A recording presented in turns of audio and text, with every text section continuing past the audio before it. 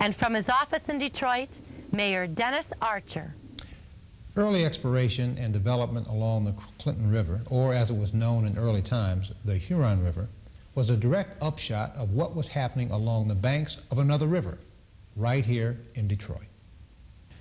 The trading post and the fort along the Detroit River provided both commerce and security to the predominantly French settlers that migrated here in the late 1600s and early 1700s.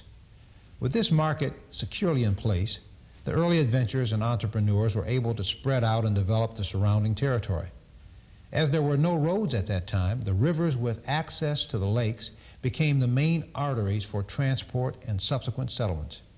With their small flat-bottom boats, goods could easily be moved downriver and back through the lake to Detroit for sale or trade, and necessary supplies brought back to the river settlements.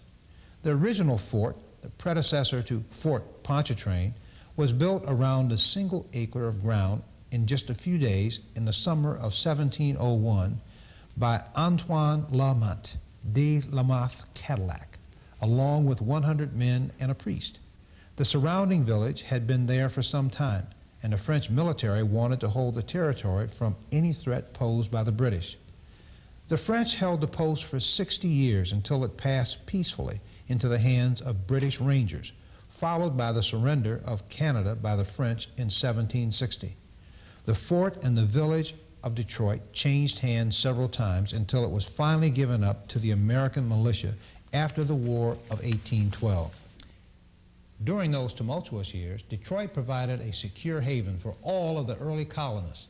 When there were rumors of Indian uprisings, word was sent to the settlements inviting them to come and stay inside the walls of the fort for protection. The fort and the village offered shelter when the winters were hard, or during storms and famine and outbreaks of cholera and other disease and pestilence.